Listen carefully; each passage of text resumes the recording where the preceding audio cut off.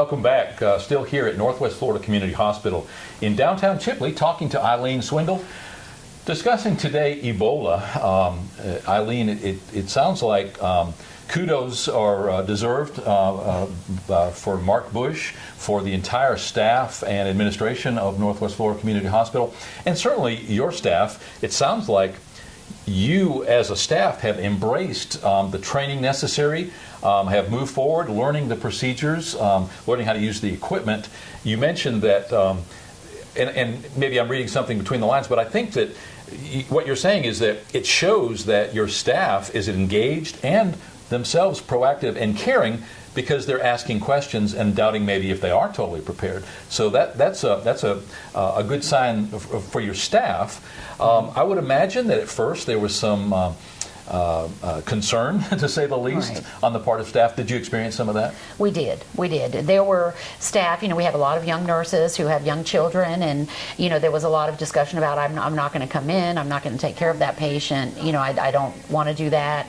And as we've progressed over the past 6 weeks working with it, everybody, I'm sure it wouldn't be anyone's favorite thing to do, but I am seeing an increased level of comfort, that people feel like they're going to be well prepared, they're going to have what they need and the knowledge that they need to take care of these patients.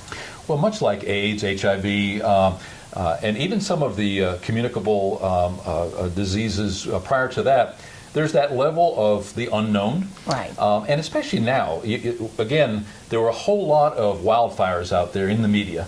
Lots of innuendo, lots of what it turned out to be untrue rumors, and even some panic. I know that the federal government and the CDC took some heat Right. For even allowing the treatment, and nobody wants that in their backyard. At the end of the day, were that a member of your family or mine, our attitudes would be probably a whole lot different. Right. I would imagine that it's not a matter of if, but when we as a society are confronted with most every danger that's out there.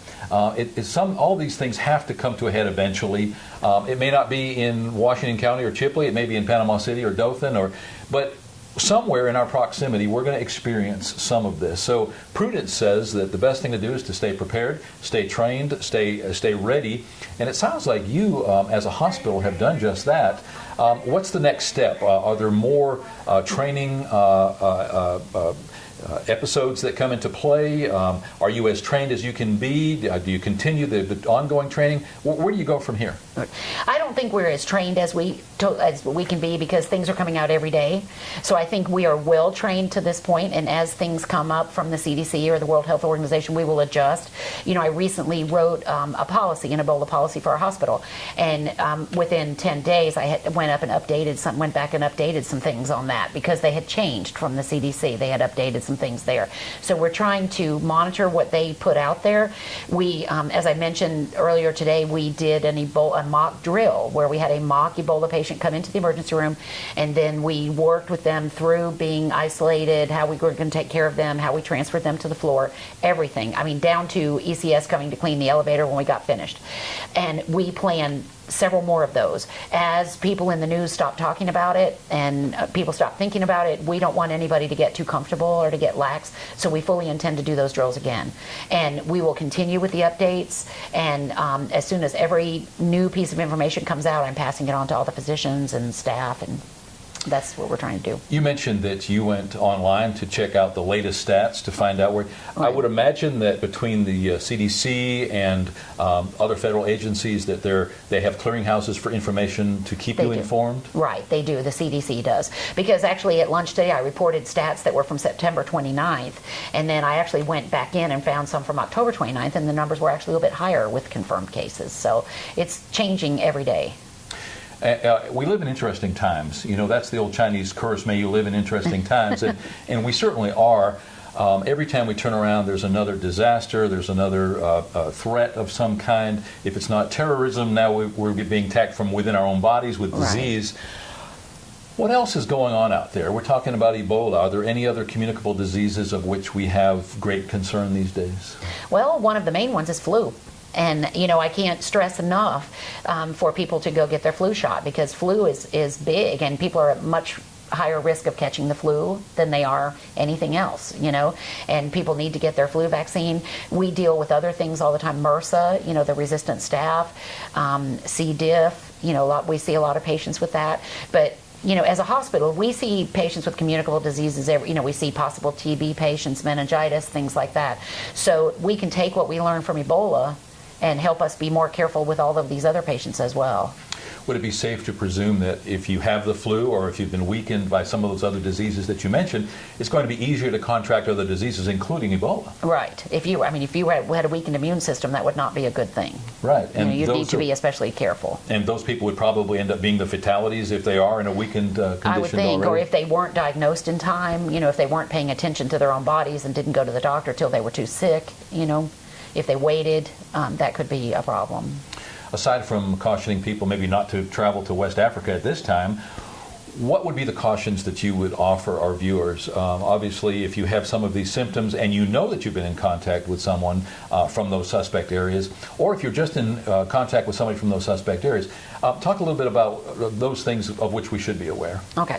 The main thing is the CDC has issued a screening form, and it has the symptoms and it has the areas of travel.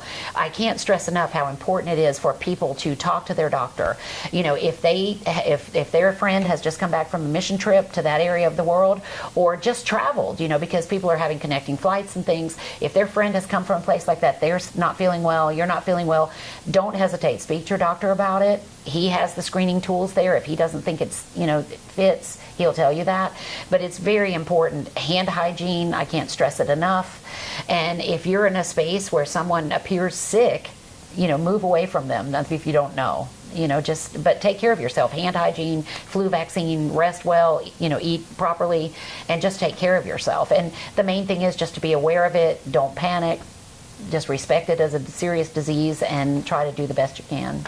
Yeah, and it seems like at the end of the day, it's not enough reason to panic, as you point out, but we should just practice prudence as we do in all things. Absolutely. You look both ways before you cross the street. Right. You should wash your hands after shaking hands with somebody who's sniffling and sneezing. Right.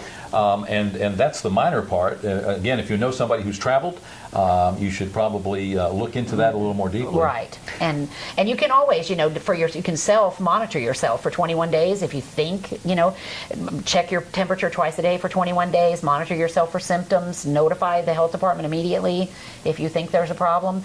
And I'm sure that they would rather you tell them if you think there's a problem than wait till there actually is one. Yeah, and before we leave, let's again talk about those symptoms. You mentioned elevated temperature. Would it be safe to say if you don't have a temperature, you just continue to monitor, but you don't have to really worry?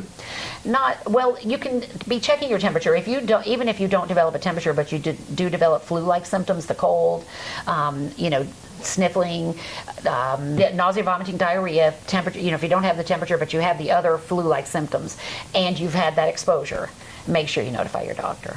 Yeah, so start with the beginning. If you know that you've either been in a suspect area or you've been in contact with somebody who's been in that suspect and area. is symptomatic, right. Big glaring stop sign right there. And then beyond that, if you've been in large groups of people and during election season you got people out shaking hands, if you start to feel those flu-like symptoms, monitor yourself. Right. Now you said 21 days. What is that representative of? The onset of symptoms after exposure in Ebola are classically 2 to 21 days, with a usual onset of symptoms in 8 to 10 days. But they will monitor you for 21 days. If you think you have been exposed, like I said, they're not going to quarantine you from the health department if you're asymptomatic, but they will do what they call active surveillance, where they speak to you twice a day to find out what your temperature is. If you are symptomatic, and then they will Florida can issue a quarantine order. You will be quarantined. They will check your temp twice a day, monitor you for symptoms, and then treat the symptoms appropriately. But the health department will be heavily involved in that. So if I were symptomatic, if I felt those flu-like symptoms, if I had some doubt about whether somebody I had a relationship with had just returned from one of those areas, I would contact either the health department or my own family physician. Doctor. Right. Or might I even call the hospital here? You could call the hospital. You could call the emergency room, and they could direct you, where to go. If you came to the emergency room and you had, which would probably, if you came to the emergency room, they definitely have steps in place. If you came in and you were symptomatic and you had the country travel or exposure to someone, you would be put in isolation, and the health department would be notified immediately, and we would start treating your symptoms. You've got quite a job. I enjoy it. I enjoy it. You learn a lot every day. Yeah, absolutely. But you're on those front lines, and Right. should something happen, I would imagine you'd be right there. Right. We have a call tree, and I'm on it, and Salem Avery, our ER director, and Joni, our CNO, and Mark, and everybody's on that. So, yeah, we have a good team. Thanks for all you do. Well, thank you. I know for quite a while you were in the operating room, part of that Right. team, Naomi Guy, and Right. a bunch of just sweet people, and I think a lot of all of you for it. Thank It's you. nice to see that you are enjoying this new phase of your medical career. Right. So again, thank you for what you do, and best of luck going forward. Well, thank you, and thank you for this opportunity to talk about it. I think it's important to dispel myths, to Right. let people know as much information as possible. Again, there's just too much out there in the way of innuendos and rumors in the media, and people are unnecessarily getting concerned. Right. And we want to dispel that as much as we can. It's like we Absolutely. said, it's very serious. We want to be careful with it, but we want to be realistic at the same time. Thank you again. Thank you. Appreciate Here with Eileen Swindle right now at Northwest Florida Community Hospital in downtown Chipley.